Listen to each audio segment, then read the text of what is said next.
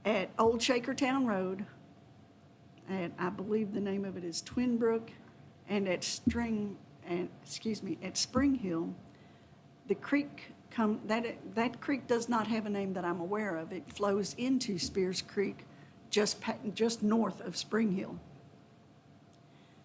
The creek already comes out of its bank and overflows the road and impedes traffic when we have a decent rain. It's already happened multiple times this year. And a subdivision is going to add additional stormwater that drains off. That's going to mean more water into the creek. That means that creek is going to be out of its bank more often. And additionally, what Mr. Great has said about the sewage situation, this subdivision will create more sewage, and when it rains, the stormwater enters into the sewage system. That's why we have overflowing of sewage. That is also what causes the high demand on the wastewater treatment plant. So I understand that we are making plans for this new subdivision, but what is the city of Danville doing to handle this additional flow of sewage and stormwater? If our wastewater treatment plant is already running at 92% of capacity and we're not supposed to be over 90%, what is the city of Danville doing to address the bigger picture of wastewater treatment infrastructure to handle the additional flows? Thank you, ma'am. Next is a Mr. Douglas Gooch. Mr. Gooch? I'm here in support of the development, and I would be answering. Apologies, sir. Can you move the mic up closer to your? I'm just here to answer technical questions if they came up. I am in support of the project. I think it's a great transition from small homes to the south to the streamlined homes to the north. I think that we have to find some way to fill that gap economically, profitably, and find homes for our labor force that we desperately need in the community. And so I think this is a good transition. Small homes in the south, larger lots in the north. And any technical questions I would try to answer. Thank you. Thank you, sir. We have Miss Mary Beth Garrett.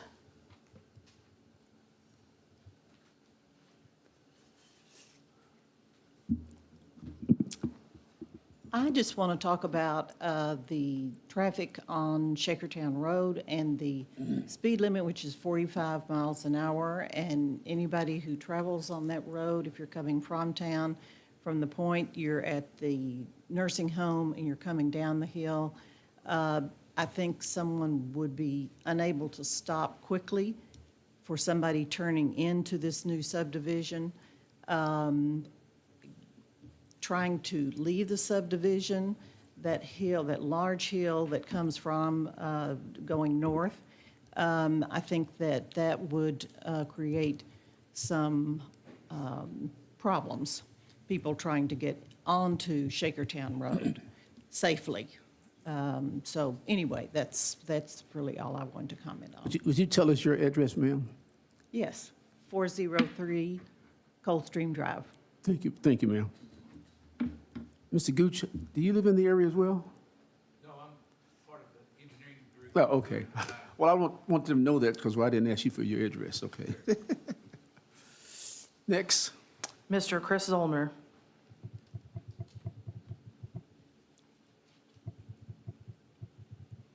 Morning, sir. Morning, Mr. Mayor, Commissioners. I live at 1201 Shakertown Road. Spears Creek runs right along my driveway. It's out of its banks on a regular basis, and that's one of the concerns that I have. It seems that the current comments have been, don't worry, that'll be taken care of and addressed in the next phase. Well, with anything in government, I prefer to see it taken care of before we get to the next phase. So if possible, I think that really is something that needs to be addressed. As the last speaker mentioned, the traffic pattern there is also an issue. If you sit at the bottom of that hill from the nursing home and measure the traffic and the speed, I know I'm guilty of it myself. I travel that road every day going home. I work here in town, and coming down that hill, it's very easy to get way above that 45 speed limit. And I've lived at that residence for 10 years. It's a regular basis that you hear somebody lock up brakes when someone's trying to turn left into Shakertown, into any of those housing additions. There's 3 different entrances, and all of them are potentially dangerous at times. My driveway, I start hitting my brakes multiple times before I get to my driveway and have my blinker on way ahead of time because I watch my rearview mirror as people come flying up on behind me. That little bridge that I crossed just before I turn into my driveway, it's not every week, but on a regular basis, someone will come around on the right side because they didn't realize I was stopping or turning, and they'll speed around me on that bridge. So the traffic is definitely going to be an issue. And then I'm not a realtor, but I know my property value, and I don't know where the 250 to 375 values for that development are coming from exactly. Some of those tiny little lots, I can't imagine that they'd be in that price range. So just the overall economic impact of the addition, I'm not sure is as great as it's anticipated. So, thank you. Thank you, sir. We have 3 individuals that signed up together. Melanie Clark Thornberry, Sarah Holland, and John, I'm sorry, John, your handwriting is not sufficient. Okay. Hamlin? I'm sorry, guys, it's a little, okay. If you all would like to, did you all want to speak separately?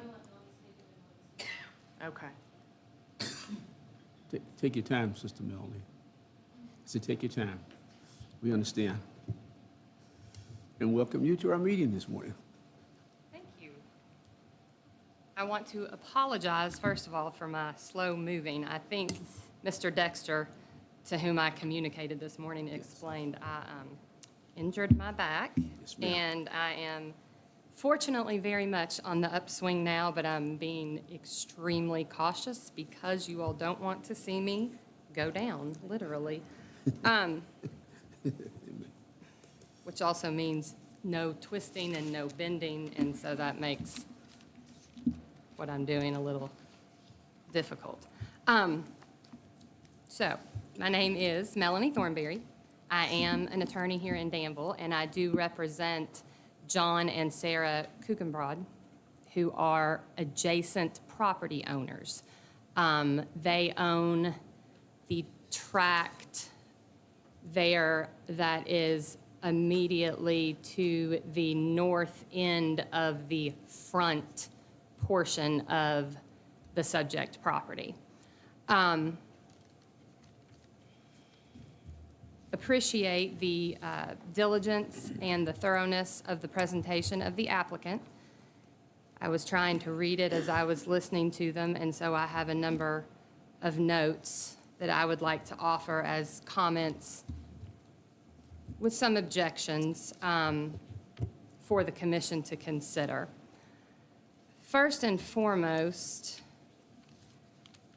the objection here for my clients is that under the comprehensive plan, this entire area is shown as low-density residential. When you look at the current zoning of this area, including Streamland, Colonial Heights, St. Michael's Crossing, Candlewood, and the contiguous area, most everything there is currently zoned R1A or even Ag. Some of the larger tracts, including the one that my client owns, is zoned Ag. The subject property's what I call rear portion is currently zoned R1A. So that would be that upper left quadrant. That is immediately adjacent to Shakertown Road is zoned ag. My clients in no way expect that that ag zone would remain or should remain. It doesn't make sense when surrounding this area are R1A zoned developments. But what does make sense and what is required under our comprehensive plan is that when a zone change is being considered, what is of paramount importance is the character of the surrounding area. What exists, what the development being proposed brings to this area, and is it in fitting with that character? And under our comprehensive plan, pieces to consider specifically are whether the existing neighborhoods and their character are being respected in the scale of the proposed new development, in the mass of buildings, in the placement of buildings on lots. Apologies, Mayor, you have reached 3 minutes. Oh. Oh, I will say, I would object to having my time to talk limited in a public hearing. I understand the rationale behind it, having participated in many public hearings, but I do not think that anyone in the public who is speaking to this matter and not rambling should have their time limited. So I would object to that on the record. Ms. Thornberry, how much more time do you need, do you think? I can say I do not anticipate it would take more than maybe 5, knowing now how quickly that 3 went. Okay. Based upon the fact that, do you have additional proposed conditions that you may be requesting? Mayor, out of efficiency, I would request that on this basis that Ms. Thornberry be allowed to complete her presentation for the next few minutes to propose those conditions that she would advocate on behalf of her client. is it will of the commission? Guess they're feeling sorry for you, but they said yes, okay. Well, I hope not. Wait. Would you- I am would you time here, her I again? am Would you- vertical, I am breathing. I ought not be Would you felt time her sorry again for. for 3 more minutes and see where she is at that point? Yes, sir. Because she's got 2 other folks who are wanting to speak, and you represent those 2, right? I do represent them, and so I don't know that they will. John does not plan to speak. Okay. Sarah may have a thing or two, but it would be something that I did not touch on. Go ahead. In fairness to everybody. So, that's so present- technically, what we'll do is we will yield John's time to his counsel, just so we stay above board and within the due process limitations we've set. Thank you. Okay, thank you. Your time Thank starts you, now. Mr. Dexter, and thank you. Okay, so the overall character of the neighborhood, this is all R1A out there. It is our belief that it would be appropriate to change that which is currently ag to R1A, leave that is already R1A as R1A. The conditions to the zone change, some things that we have noted that we would like to see, whether it is R1A or R1C3, which again, I think is such a distinct jump that it raises questions in my mind about something called spot zoning. But we do agree that it should be restricted to detached, single-family residential dwellings. We appreciate the restriction of no mobile homes and no multi-unit housing. We would ask that additionally, it be stated that there shall not be modular homes nor manufactured homes. And I ask that because under our zoning ordinances, those are 3 distinct things, modular, manufactured, and mobile. And I am currently involved in some debate about the differences there. So we would request that it be only what is often referred to as stick-built on-site, detached, single-family homes. We like that the property would not be connected to Streamland. The proposal that it'll be limited to no more than 80 lots, the plat that is before us actually, I believe, shows 71 lots. And while we're not objecting to all the lots, there are some that are extremely small and narrow, and so our request would be that rather than number of lots, let's look at the square footage of the lots as provided under our ordinance. R1C allows for a minimum square footage of 5,000. R1A requires a minimum square footage of 10,000, and R1B requires a minimum of 8,000. So we would like to throw out really a number of, would they agree to no square foot minimum of 7,000 square feet per lot, which may help to increase the narrowness of some of those that abut specifically my client's property. Based upon the testimony of Mr. Shepherd here today, we would also like to see the condition added that there will be no zero lot lines per his assurances today. We'd like that adopted as a formal condition. And we do have concerns, having heard the information about the sewer from the gentleman that was here, and would echo that it seems that it would be wise before a zone change of any type is granted, that we know we can tap into the necessary utilities. That's the additional 3 minutes. Okay. Thank you. You need some more? You need some more time, right? I'm sorry, I'm not ignoring you. I'm looking to That's make all right. sure that That's all I've highlighted those things I intended to hit on. I honestly think, Mayor, that I have sufficiently called the attention to the things that we would like considered as our opposition. Again, just focusing on the R1A and how that is more appropriate in this area than the R1C. And that conditions could be attached to the R1A just as they could to an R1C. Okay. All right. Thank you, ma'am. Thank you.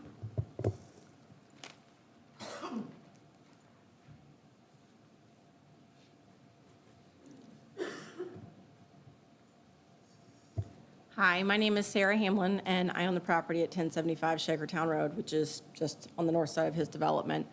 I want to say thank you for considering all of our questions and our concerns, because I'm not against development. I know that R1A is an appropriate area for that. I hope that you will keep it all R1A, because I also have a personal connection to my property. I grew up playing there. I bought it from a childhood friend. And I grew up right up the street at the top of 3rd Street, right across from the nursing home. So I've been in that area, and then we lived in Timothy Avenue in Dexter Court, which those are all 8,000 square foot lots or bigger. They're not tiny lots. So I hope that you will keep this development like the areas that are around it. They're not these teeny tiny 5,000 square foot lots. And I worry about it being enforced because, as it's been talked about, other developments in Danville that it's not been enforced. Out on 313 Baughman Avenue, they're selling lots as small as 3,200 square foot, and those were originally supposed to be 5,000 square foot. So who's enforcing any of these restrictions? Because they had restrictions put on them. So those are concerns that I have. So I'm not against this development. I just want it to be appropriate for the area. That's our concerns. Thank you. Thank you, ma'am. Sir, are you okay? We're not speaking? Okay, all right. Well, I ask because, in the middle of things, people change their minds, so okay. Ms. Compton, is that? Next, we have a Mrs. Sherry or Sharon Horn.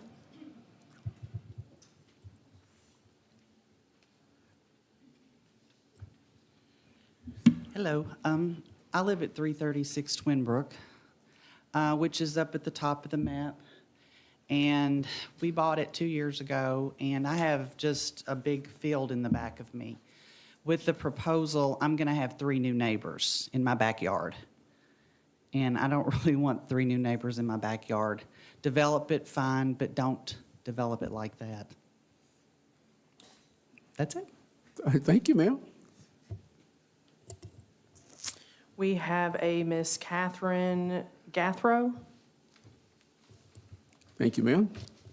Welcome. Hi, I'm Kathy Gathro, and I'm brand new to Danville. At Christmas, we moved here from out of state, and we live in Streamland at 342 Brookside Drive. We moved from Florida. I know, what was I thinking? But we love it here. And we're just north of the property 901.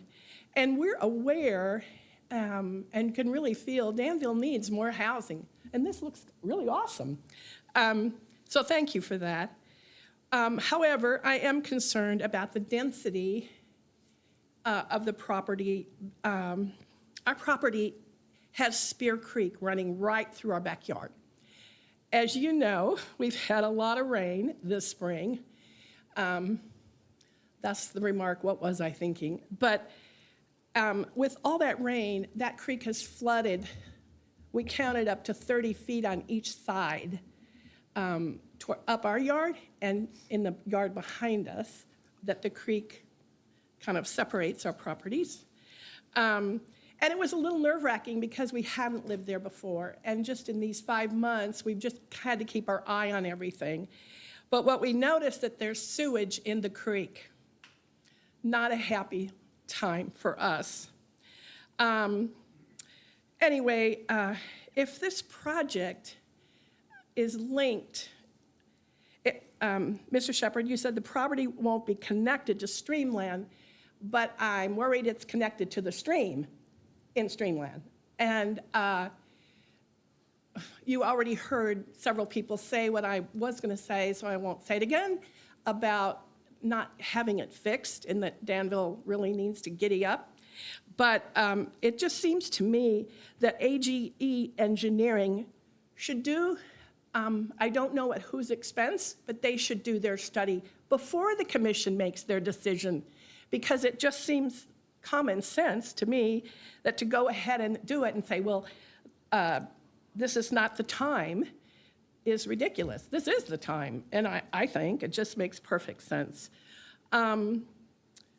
So I think that's my main point that I just wanted to make, that the density issues with the creek and all, it is problematic, and it looks like there's only one way in and one way out, which could possibly be problematic, especially with the traffic issues that I hadn't even thought about. So thank you for just letting me register that concern.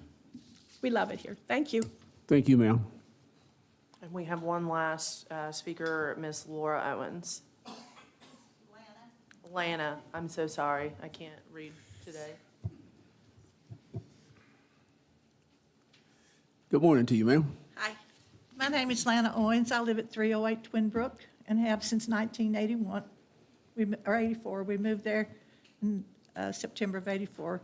My husband, Monty, and I have lived there 41 years.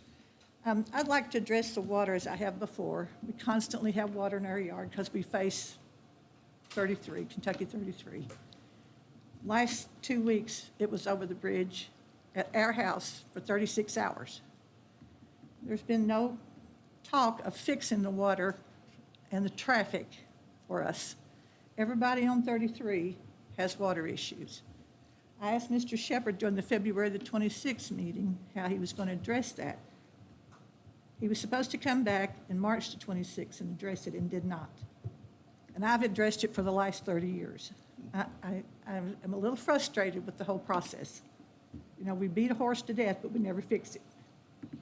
I did my own survey on the traffic. The state came in on 33 and put the counters in one afternoon about 4:30. I got up the next morning and it was gone. So I thought, well, I'll do my own study.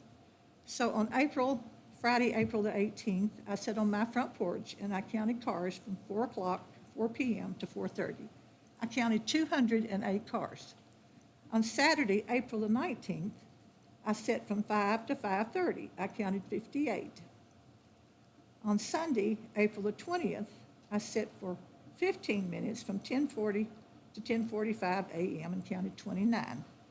Well, on Monday, April the 21st, I set from 5:08 to 5:15 and counted 93. I don't think the traffic has gotten any better, and the water certainly hasn't. I would respectfully request that you deny this change because we get no answers. We're getting frustrated with it, and my yard is absolutely in the stream, and that's why they call it streamland. It's not a creek, it's not a river.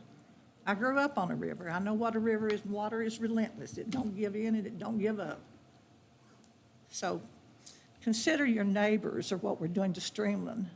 When it backs up on Spring Hill in Twin Brook, it backs up on the right side of Spring Hill in those folks' yard, and it backs up on Brookside on those folks' yard. And then we've got it coming from the back, and it meets in the middle at Coldstream. It covers Coldstream on each end of the bridge. Each end of Coldstream has a bridge. It goes over the bridges, and everybody in Streamland is cut off except Angela Drive and Brookside. So I would respectfully request that you deny this motion. Thank you.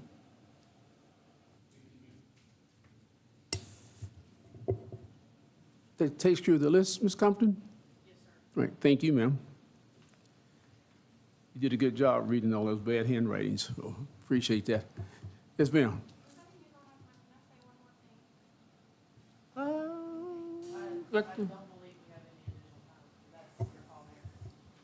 We typically don't allow future comments after you've made yours. No, ma'am, I'm sorry, because we'd have to open it back up to everyone else who may or may not have additional time, and we didn't keep track of that.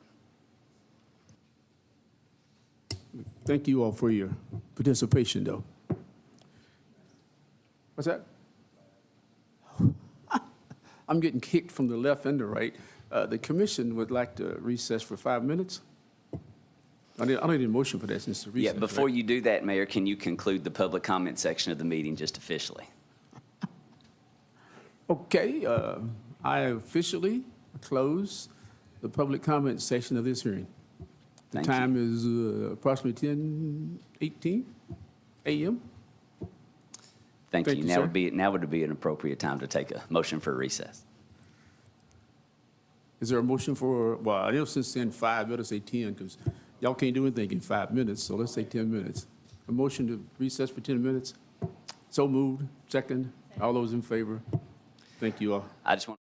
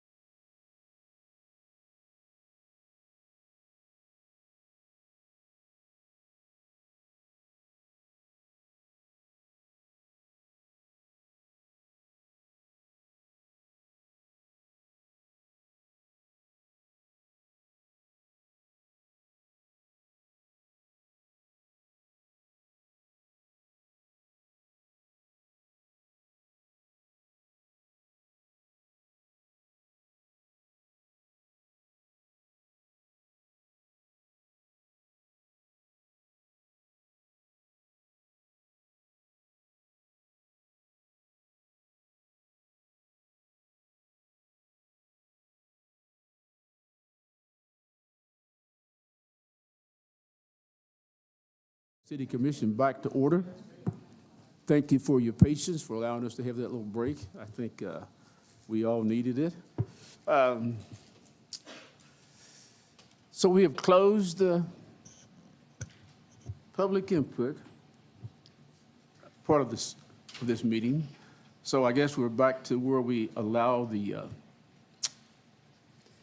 property owners to do their final thing, and then we, at that point, we start having our own questions. I think before we do that, Mayor, I think from a staff perspective, there are several things that we would just like to address that have been brought up during public comment, and then make some proposed maybe additions to the conditions that were supplied by the presenter, and then have that conversation and then allow the presenters to close, if that would be acceptable. Okay.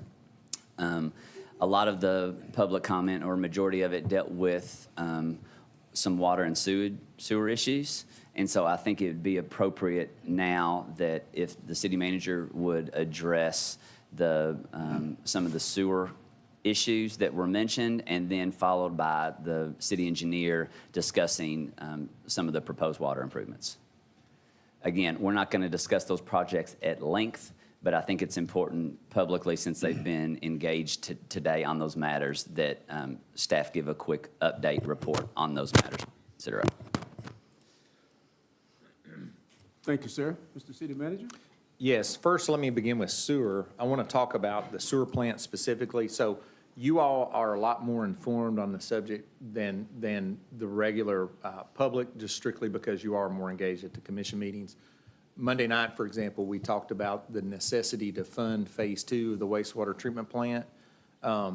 When we have completed Phase 1, which is the capacity upgrade at the wastewater treatment plant, it's about a $30 million project. Phase 1 was $14 million, completed just probably 18 months ago. And that was shifting things around so that we could do the capacity side of it. So there's reliability issues that we corrected. We replaced the electrical infrastructure at the wastewater treatment plant. But as your capacity approaches that 90% number, it is very typical that the state then continues to engage with the local community and make sure we stay on task with identifying that, hey, you're at your 90% number. So the letter that we got is very typical to confirm. Our response to the letter is that, yes, we're on track with Phase 2. We do have a project. It is being designed in the budget year that we're going into. And so we are on track with the Phase 2 still, and we will continue to work towards assembling the funding for that scenario. That is at the wastewater treatment plant specifically. As it relates to the collection system, the city is spending about $7 or $8 million with Junction City, Perryville. There's wastewater treatment collection improvements scheduled. Junction City, I just said that, but to confirm, there's collection treatment projects scheduled, as well as in Danville, where we just completed the Spears Creek Pump Station project, which is on the north side, which serves this watershed. We are working on the funding for the force main that connects the pump station to the wastewater plant, which is about $7 or $8 million again.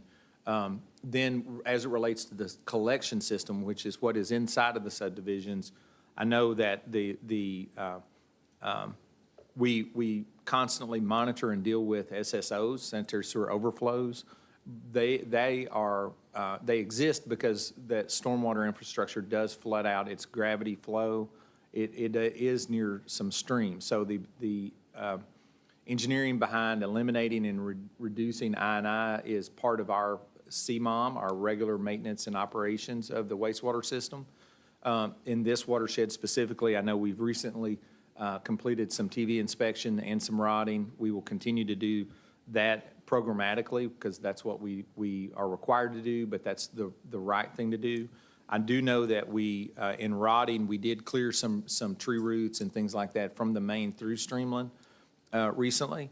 And so what our analysis will be is whether or not there is a capacity deficiency, whether or not the overflows persist because of a maintenance issue or capacity issue. We try to go down both the rabbit holes. The capacity side will result in a collection project if that's the case, like we're doing in Perryville and Junction City and Spears Creek at the pump station, et cetera. So there will be some analysis probably in the next 12 months, and then Marshall will propose a project inside of that same time period if one is necessary. And so that's part of what the normal utility operation does. We are in regular communication with the Division of Water. Those issues that they are raised do exist.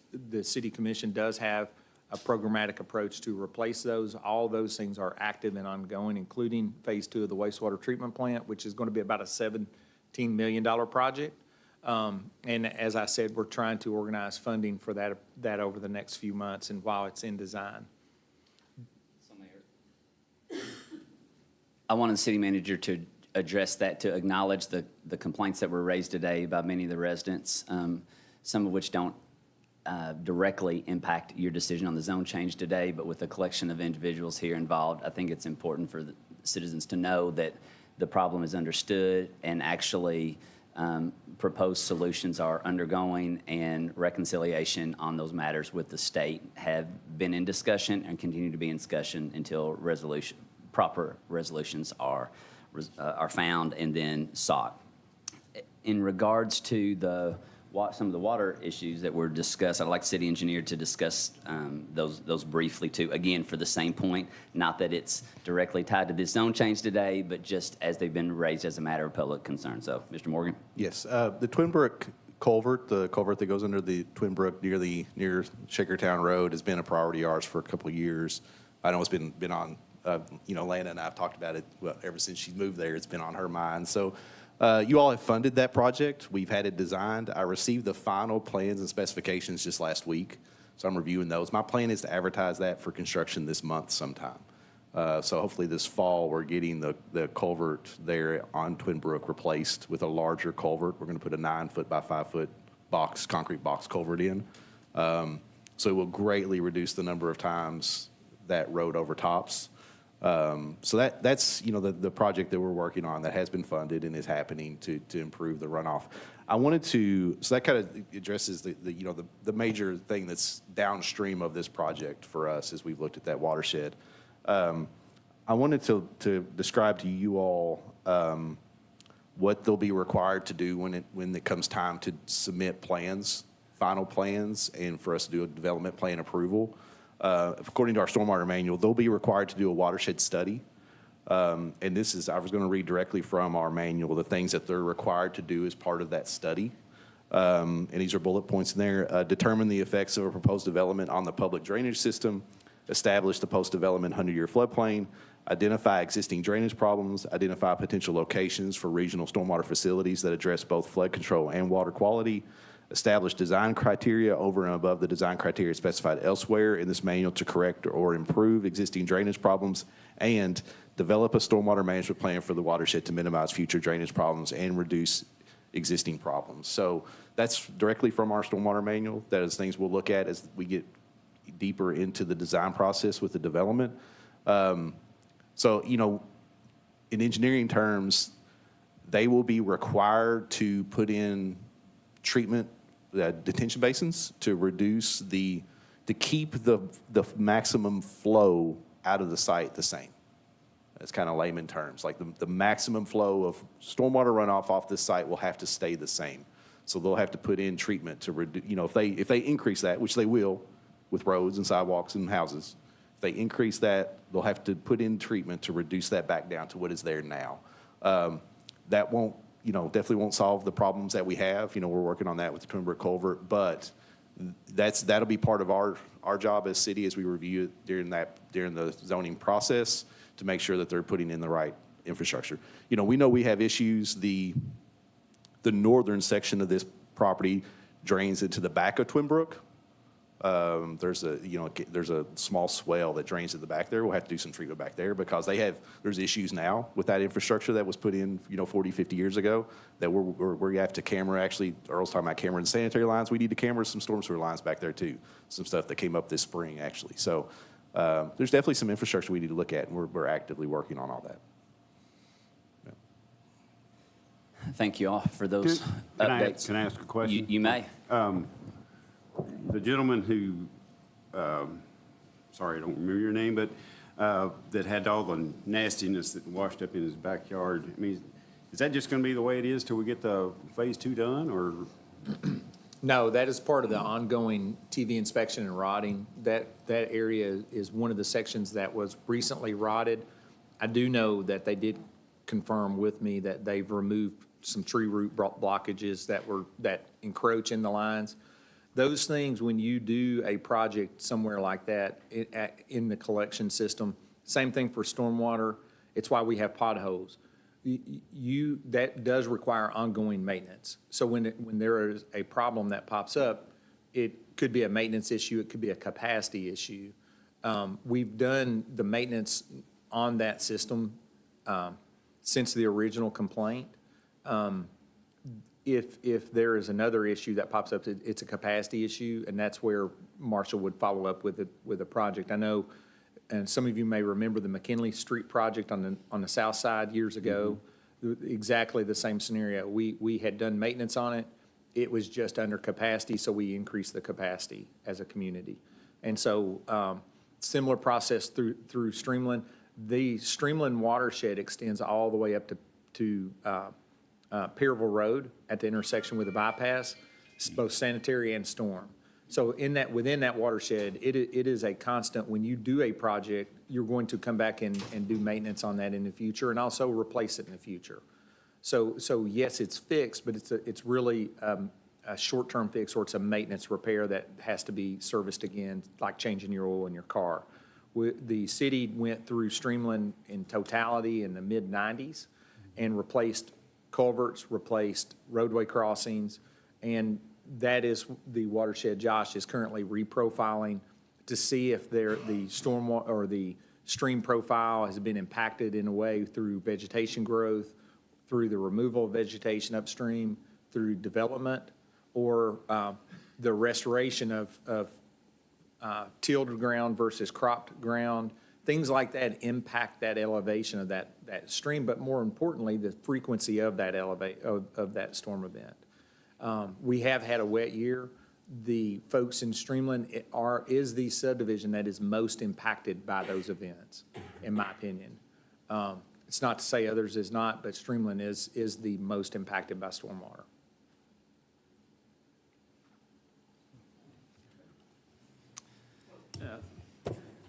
In summarizing what you two guys have just said, the city acknowledges the fact that these conditions exist, and the city is in the process of remediating some of the issues that were addressed.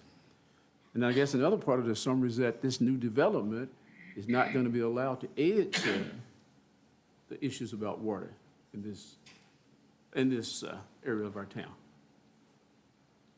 Is that a fair assumption, fair summation? Could you repeat what you said? Ma'am? Sorry, we're having trouble hearing. I have trouble hearing the mayor? Oh, okay. Well, I say it in summation is that the city is trying to say that we acknowledge the fact that these problems exist. The city also acknowledges the fact that we're in the process, in the middle of trying to make improvements in this area to address these concerns. And then the third one, the most important one in my mind, is that we're acknowledging to you all that this new development is not going to be allowed to add to the situations about water and overflow in your neighborhood. Or at a minimum, will be taken account through the site development process to make sure the impact is not significant. Yes.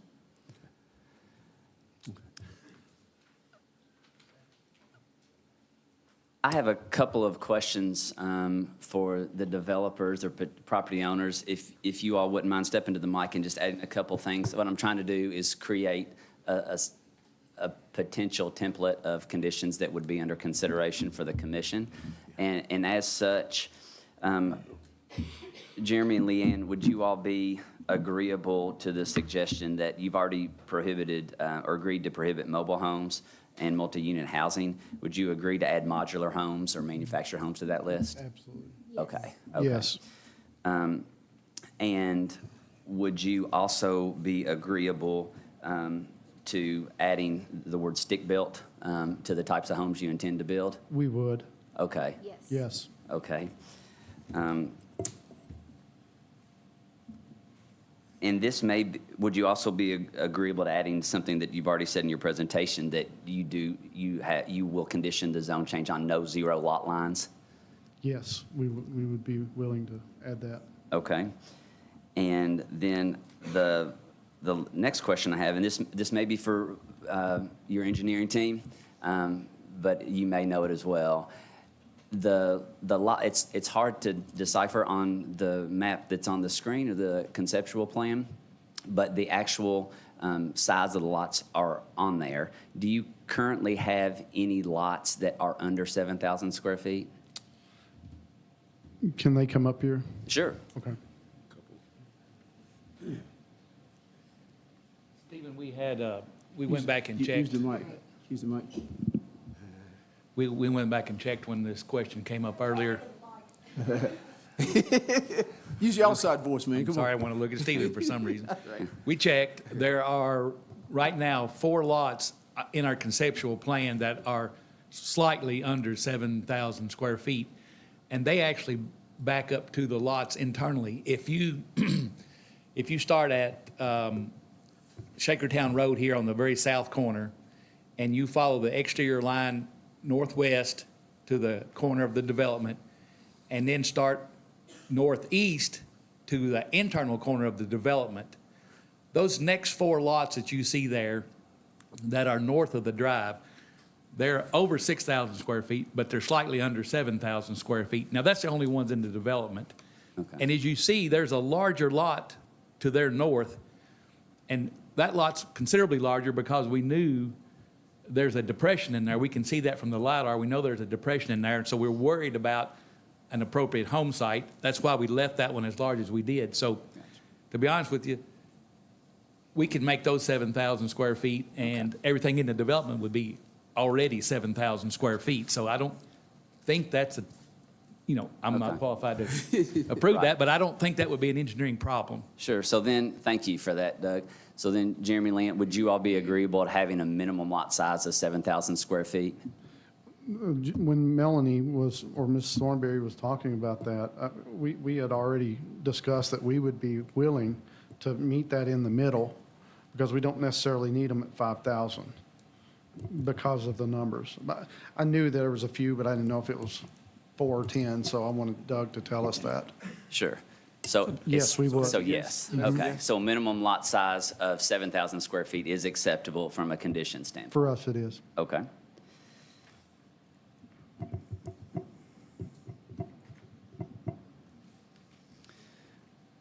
Thank you. That's the only questions I have for you all at this time. Thank you. So Mayor and Commission, so we're looking at a clean set of conditions. If I'm working off the presenter's Exhibit 8, they are agreeable to adding the conditions we just discussed of further restricting the property to no modular homes or manufactured homes. They're all being stick-built. The stipulation that minimum lot size be 7,000 square feet, and a condition that there be no zero lot lines. Those requests are merely due to the comments that have been raised during public hearing in an attempt to see where we have common ground on what's been presented and what's been raised as a concern. So at this time, I think that would be, and City Manager, would there be any additional staff concerns that you would like to add as far as a potential condition? No, not necessarily, but I just want to confirm for the public and the commission, this is step 1 in a process that's very normal. The question about the concept plan, the total number of lots and the conditions that really becomes part 1.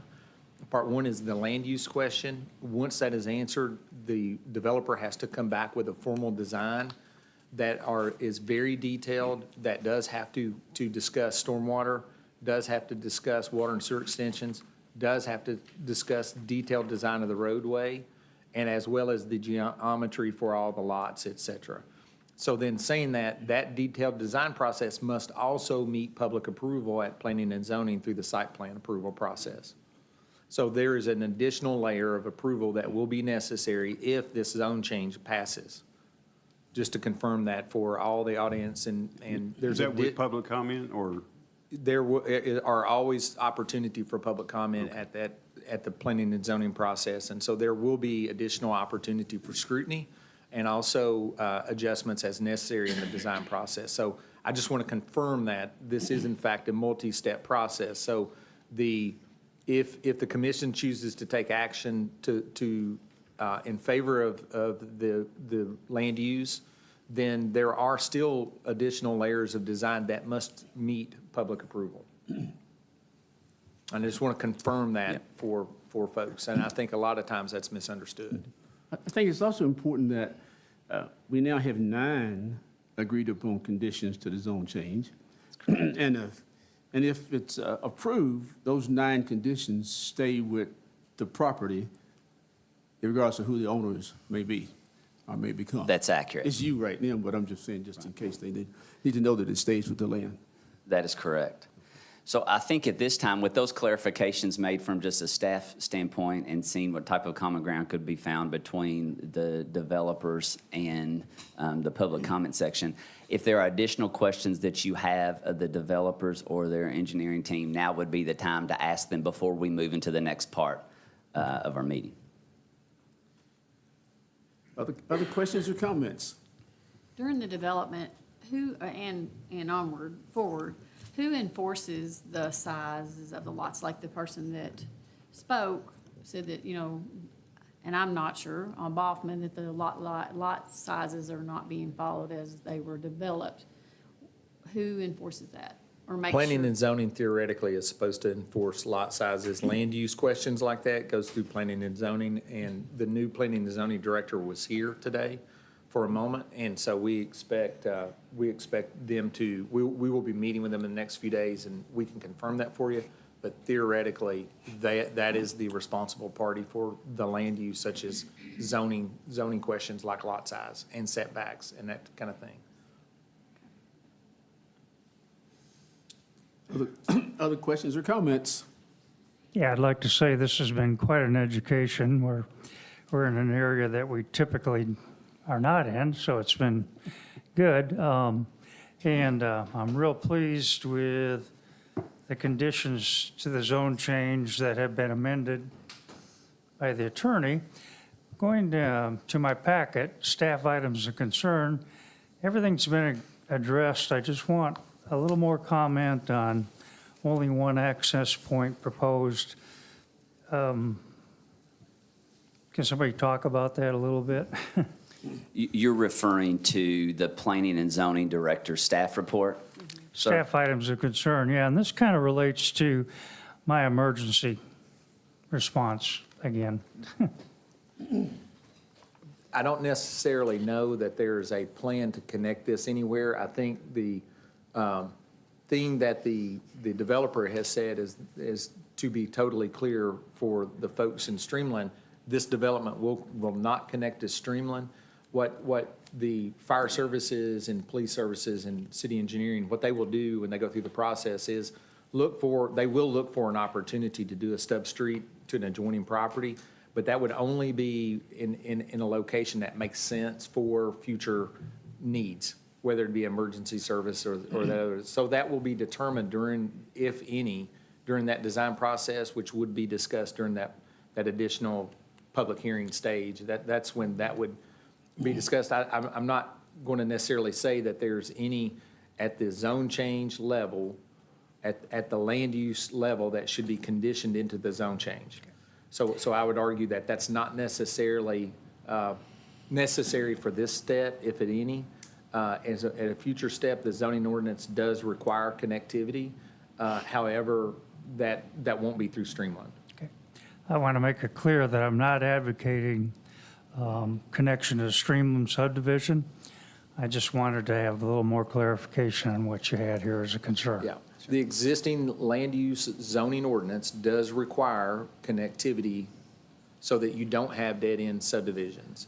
And so we're obligated as staff, city engineering and planning and zoning staff, they're obligated to consider those things. That's usually in the next step. Sorry, that's what it says in there. Further to what you said, it says A stub street will have to be provided to the undeveloped agricultural property to the northwest of the property. Correct. So that was one of their, Yeah, and the location of that, if any, is to be determined during the design process. So you can't just arbitrarily show it at this stage because you don't know the contour of the land, you don't know where the stormwater is going, you don't know where that natural growth direction is, if any. And so that analysis will occur during step 2. Yeah, there's a zoning ordinance requirement that any undeveloped property greater than 10 acres next to a property that's being developed gets a stub street to it. That's a zoning ordinance requirement. So when they bring their plat in to be approved in the next step, during technical review, before that it goes to the Planning and Zoning Commission, city staff and planning and zoning staff will all sit down together and look at this with the developer and talk about, hey, where is the best place to put this access point? Because I kind of wanted to clear up that, like, one of our goals is that we never have a development in the future that the only exit out of it is through Middlebrook. I mean, I think that's a concern of ours. It's like, that's not a good exit for anybody to go anywhere. That's not a good route. So that's one of our, like, looking 20, 30 years in the future when we're all long gone, not working on this anymore. We don't tie the hands of some developer in the future or the community and put them in a bad spot. So that's one of our goals through this process. Hey, Josh, you and I still be here, just in different roles probably, but we'll still be here. I don't 20 or know. 30 years. Well, but again, Commissioner Suri's comment about a learning process for all of us, exactly that. And that's the beauty of having this thing. And regardless of what the outcome is, I want the community to go away saying, hey, we had a hearing, it was an open hearing, and we were heard, the commissioners listened. And that's what this has been about this morning. And again, I think as we continue to add things to the conditions, and as this developer, this property owner continues to agree with them, it's about trying to make things better for our community. And he could sit there, and his wife today could say no to all of these conditions, and his fate would be determined by that. But, you know, he's been a good citizen, been cooperative. And you guys being here are trying to be good citizens. You're trying to protect what you already own. And our task is to protect what you already own, but at the same time, give him an opportunity, if we can, to improve the things in our community.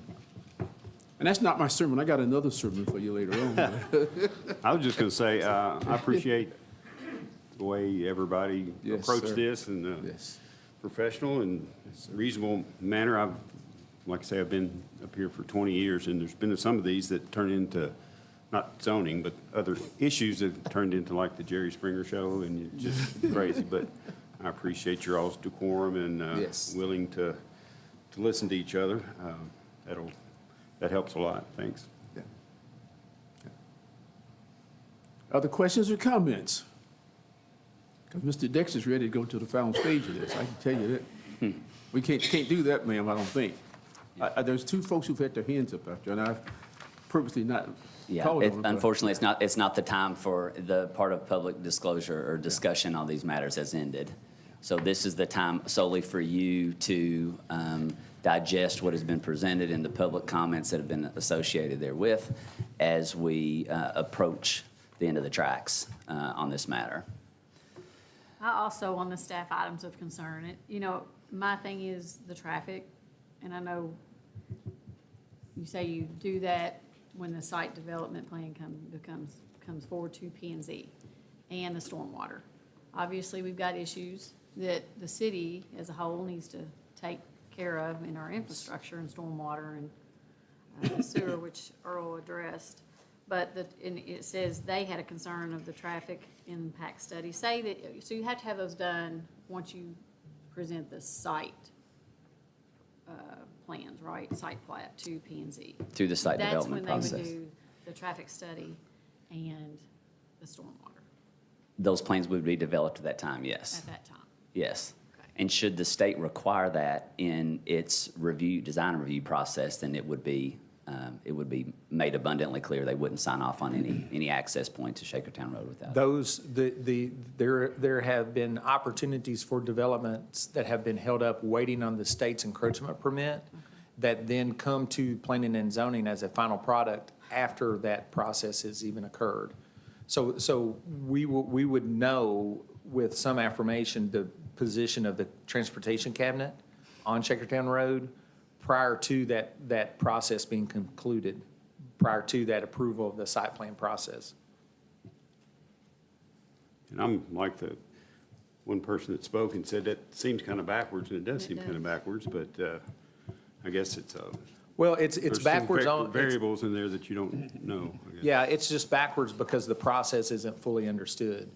The land use question is a confirming issue, but because it's complex, what planning and zoning law says is that you've got to consider certain things when you're doing that. But then the city through, and county through here, we do have that second step, which is your site approval process. Right. Most communities do. And so the granular information is really narrowed in there, and sometimes not knowing the process, we do apply those, we try to apply those at the land use spot in the process. And that's not necessarily inappropriate, but it just won't be fully necessarily resolved there, right? Right, and to that point, I think the other side of that equation, Commissioner, is that the law is structured in a way to prevent certain inefficiencies and costs, so as applicants tend to not be required to produce things that cost a lot of money until approval for the use has been accepted. So it's like, for instance, what's been presented today has been in excess of what is required under the law. This type of preliminary plat is not required. It's a mere conceptual plan that's required, which can be written. It doesn't even have to be in a plat format. So as, again, to save costs for individuals that are making the applications. And so while it would be potentially desirable to have all this information up front, it would be a total waste of resources and efficiency of process to require things that when the use hasn't even been accepted yet. So in these hearings, it is always a bit of a struggle to refocus on the matter at hand, and that is what is the highest and best use of the parcel of land in front of you. We can get diverted on other issues, and they're not unimportant. They're just dealt with at different stages. That's the takeaway. And so right now, to refocus the conversation, you're dealing with an approximately 30-acre tract that has a joint zone of R1A and Ag being requested to go to R1C. We have a list of conditions. And so ultimately what you have to decide is, your first step is, one, is it the proposed use, is it in conjunction with the future land use map? And then two, is it in conjunction with the goals and objectives of the comprehensive plan? If the answer to those questions are yes, then you have a motion to approve the zone change subject to the conditions that have been agreed upon today, or anything additionally that you wish to add. To the contrast, if the proposed use is not in conjunction with the future land use map and is in contradiction to the goals and objectives of the land use, the comprehensive plan and goals and objectives, then your motion would be to deny the zone change application for failure to meet those two standards if there have not been major economic, physical, or social changes in the area that necessitate the change. So we're dealing with a process where your first question is, does it match the future land use map? And the next question is, does it meet the goals and objectives of the comprehensive plan? Based upon your answer there, if the answer to those two questions are yes, then you approve it based upon the conditions. If the answers to those combined are no, then you have to make a further evaluation to make that determination of whether the existing classification is still inappropriate, or that there have just been major changes to the area that necessitate a change regardless of the comprehensive plan. Okay? So we don't get to that part of the analysis unless you answer the first two questions in the negative. Okay? Questions? Other questions or comments? I have a question of, I guess, the developer. If it were all R1A, how many lots could you build if it were just all R1A? versus R1C. That was in the presentation, ma'am, as I recall. I mean, he I can think- come up and speak to it, but it said 110, I believe, if the land was perfect, Right. flat.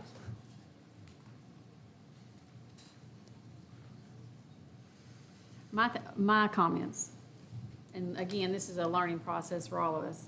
But the developer can already build, landowner can already build on the R1A as it stands today.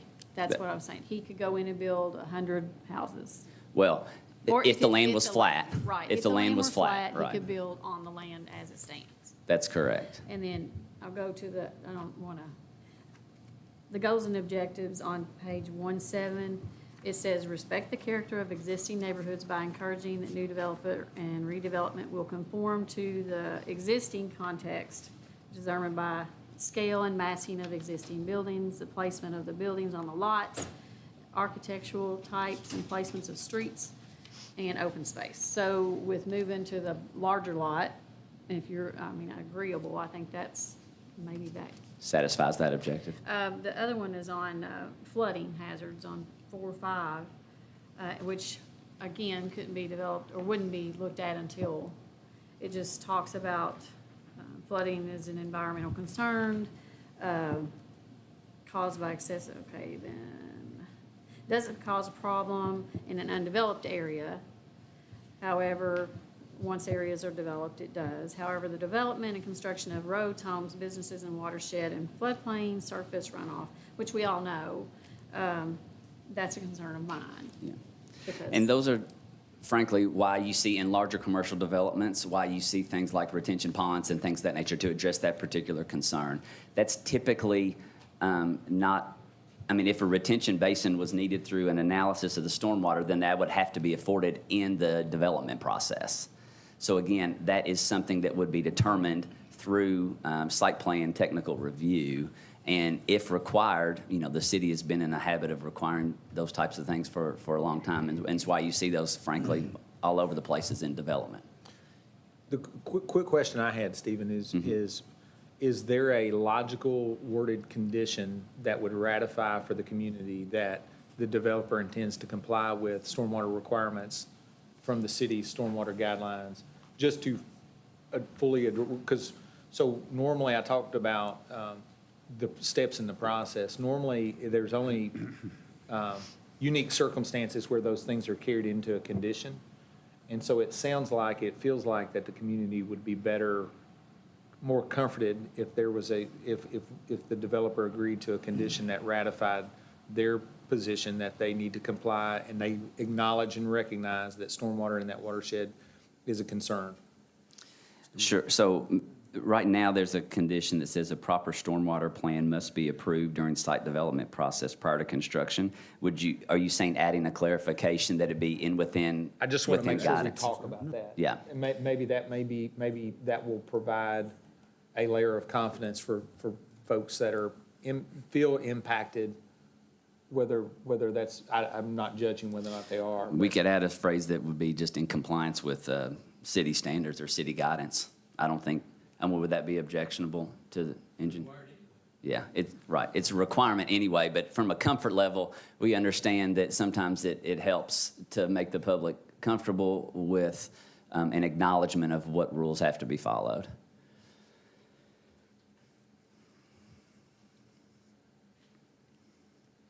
Any other questions?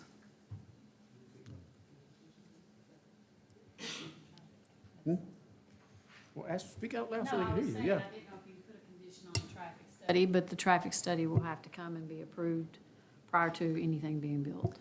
That's so mechanical with the It's state. sort of like what in you're this- saying with This the case, stormwater. it's, they're going to have to get an encouragement permit legally under KRS.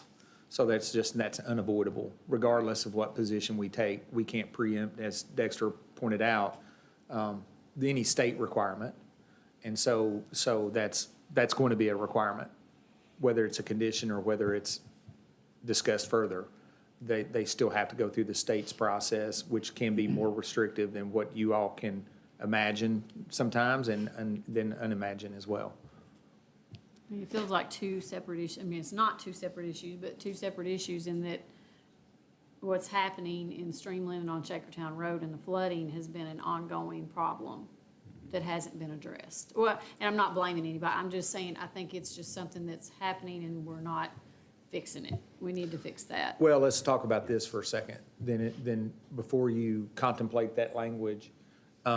Understanding that the biggest obstacle through there is on the state roads culvert, which is considered new in their standards, which is considered meeting the stormwater requirements in their standards, but that is the biggest, the confluence at Shakertown Road, any adjustment to that confluence is a state of Kentucky issue. That is not a local issue necessarily, because Shakertown Road is a state road, that bridge is a state bridge.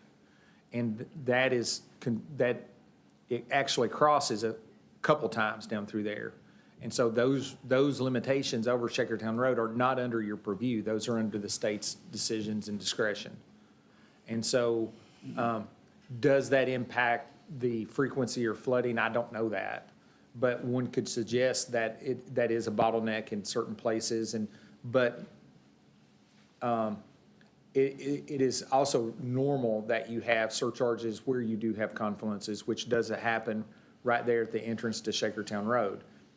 I would, if you could go back 50 years, I'd suggest not putting that entrance there, right? Like that, the fact that that's your entrance is one of the reasons why the subdivision does see limited access during heavy stormwater events, but which is also why that through the planning and zoning process over time, they required them to hook on to Shakertown Road in multiple spots, right? So that whole watershed down through there is less under your control than is perceived.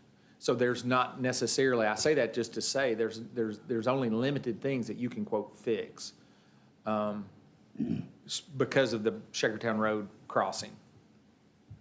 Can we lean on districts? I mean, do they know about the issue? We do, and like I said, their immediate position is, well, that's a new bridge.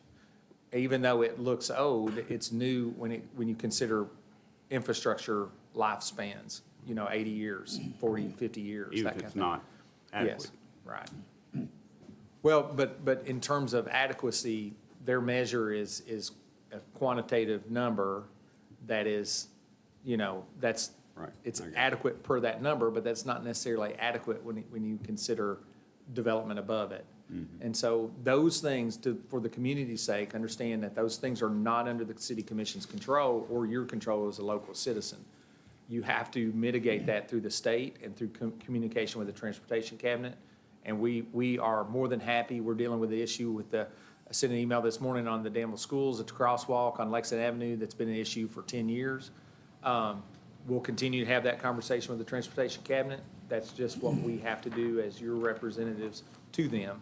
And so we're happy to be a liaison in that sense, and we'll do that on Bergen Road as well. As it relates to traffic, and we restate some of the concerns. So when we're going through the process, the transportation cabinet will reach out to the local officials. We do carry the conversations that you all have with us, the concerns you all state with us. We do carry those to the state. And we say, well, as you consider this, these are some of the issues that were identified to us from our citizens. And so they do have to consider that through that process. I guess that was my point is, if some of these things were corrected, I appreciate the residents of Streamland saying that they're not opposed to growth because it's needed. It's just maybe frustration of, would they have a different answer if this had already been fixed and it wouldn't have been a bigger problem, I guess. Yeah, totally Bigger reasonable. issue. Yep, yes, ma'am. Are there other questions? I was sitting there, this is not reflective of anybody's presence today. I served on the planning and zoning board for 4 years. And I now have to show more and more appreciation for the folks who do set up here with planning and zoning, because these are some tough issues. Because there are a lot of things that we would desire to have done in this proposal that are not part of what we're allowed to do.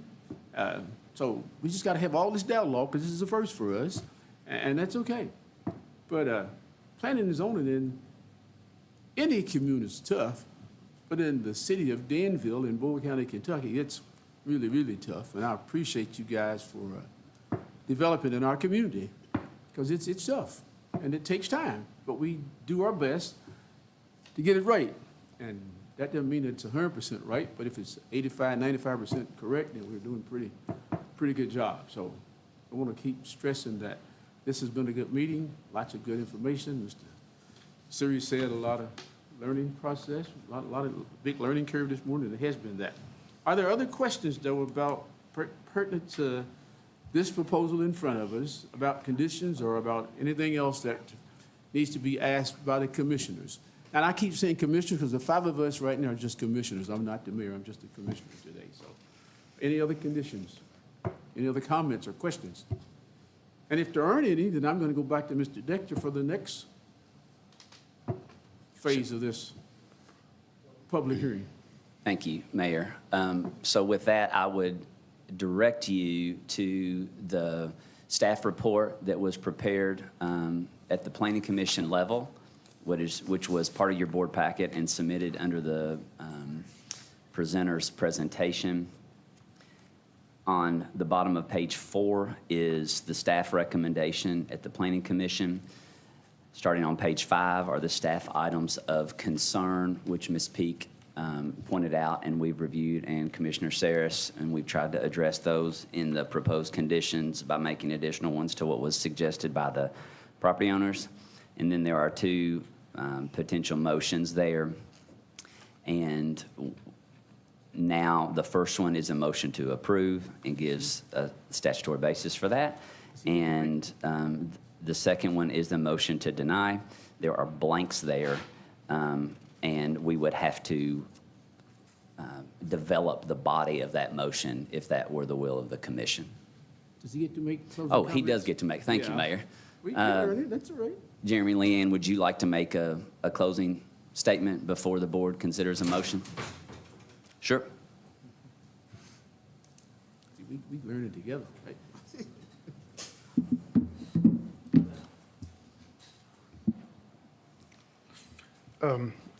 First of all, we'd like to thank everybody for their input.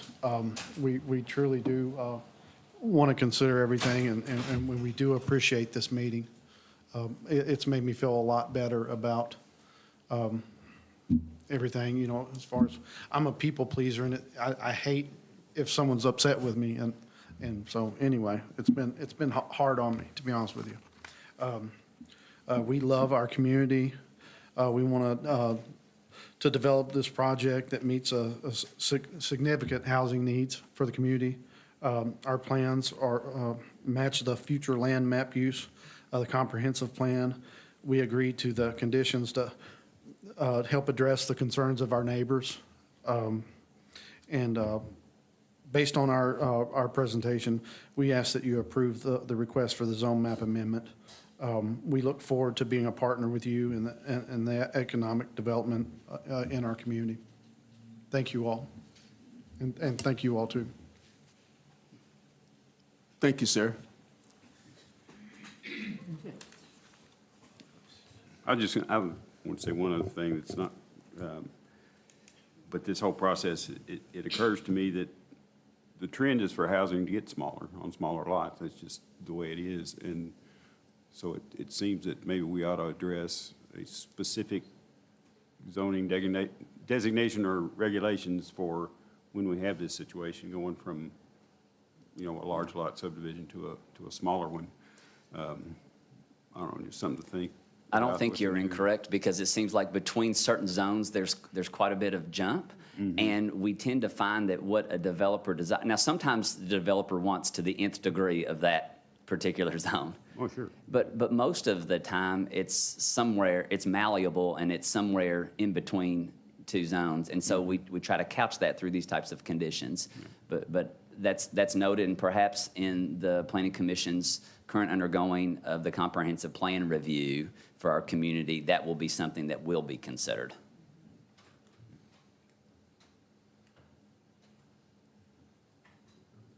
Other comments or questions?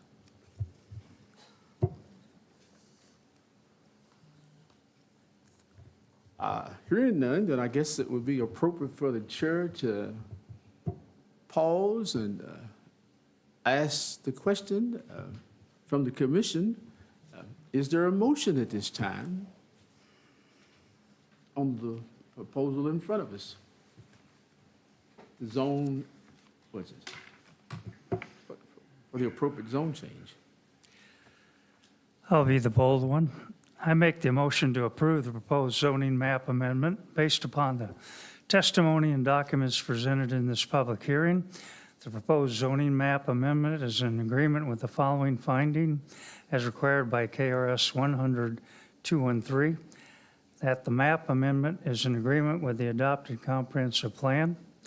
Further, I request that this motion include the summary of evidence and testimony presented by the witnesses at the public hearing, and if I may add, and that conditions of the zone change by the developer be met. Thank you, sir. Chair needs a second for that motion. I'll second for discussion. Thank you, sir. Are there questions or comments? Can we review the conditions for the public? I'll be happy to read them one more time into the record. The property is to be restricted to stick-built detached single-family residential dwellings. The property will not have mobile homes, modular homes, or manufactured homes, and multi-unit housing will not be allowed. The property will not be connected to Streamland by roadway. The property shall be limited to no more than 80 lots, and all lots must be a minimum of 7,000 square feet. No lot shall contain 0 lot lines in the subdivision. And a proper stormwater plan developed in compliance with the city's stormwater guidance must be approved during the site development process prior to construction. And the property must have an engineered entrance in compliance with city and state standards and must be approved during the site development process prior to construction. Thank you, sir. Any other comments or questions?